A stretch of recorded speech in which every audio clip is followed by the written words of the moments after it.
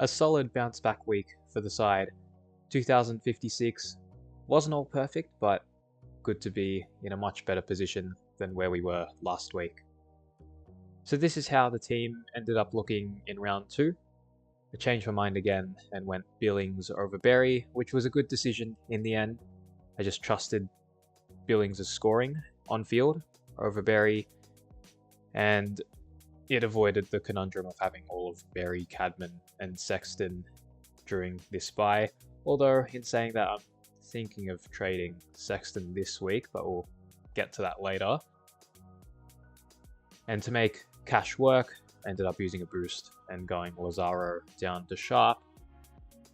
As for round 2 scoring, Stewart, mid-premiums, Heaney among the standouts. Fisher bounced back as well, which was great. But we'll get straight to trades. I am thinking of using another boost. It's not ideal, 2 boosts in 2 rounds, but this is that time where we really need to fix the team heading into the next few weeks where everyone's prices are going to change. So I'm going to do it. Hopefully it doesn't hurt us too bad down the track. But what I'm thinking this week, like I said before, probably going to trade Sexton. Not really one you have to trade. He does have the role in the back line, but he did get moved forward against the Bulldogs. Just the way my team is structured at the moment, he's the most expendable out of the lot and has to buy this week, so I guess it times well. But in for Sexton will be Ollie Dempsey, who's looked real solid the first 2 rounds. Pushes up the ground, gets a decent amount of touches. I like the way he's been going about it so far this season. Next, we're gonna go Nick Martin, who wasn't too bad against Sydney, but again, expendable with what I'm thinking of doing this week. I prefer keeping Wines over him. Wilson moves into the midfield, and we're going to go Tom Powell. Looking really good to start the season. 25 plus touches in both games, getting a lot of CBAs. Kicked a couple goals against Freo as well. He's looking good. And I think that role should stick, especially if they want to develop these young players and become a better team. Powell's one of those important guys. Third trade. Well, Hayden Young is probably the obvious one. I think he's on everyone's chopping block. Jaden Short could be another. Like I said last week, he's my stepping stone towards Nick Dacos, who only went 54, so felt like a genius, not gonna lie, after he dropped that stinker, and I still had my defender premiums to play, but it was kind of short-lived when Short dropped to 64. Didn't do too much, and yeah, not looking much better.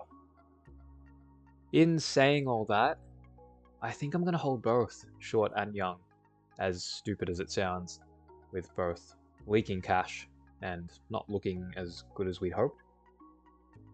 I'll just stick with Short until the bye, flip him to Dacos in round 6. And Young, he's got the midfield role, but geez, using the ball real poorly. High clanger count both games.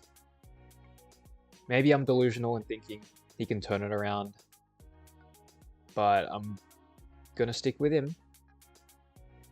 And also a big reason for that is because I'm thinking of trading Grundy this week.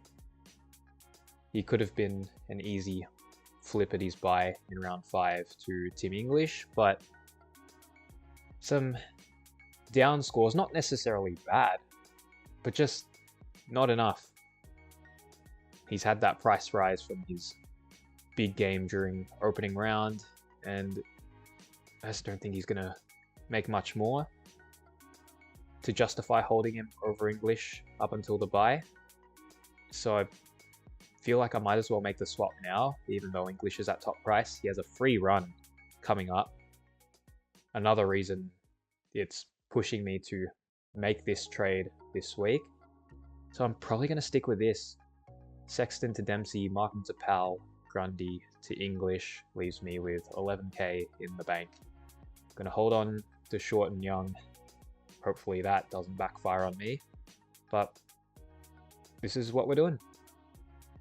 So this will be the team heading into round 3. Captains this week, I'm liking Butters against Melbourne. He went absolutely insane against them last season.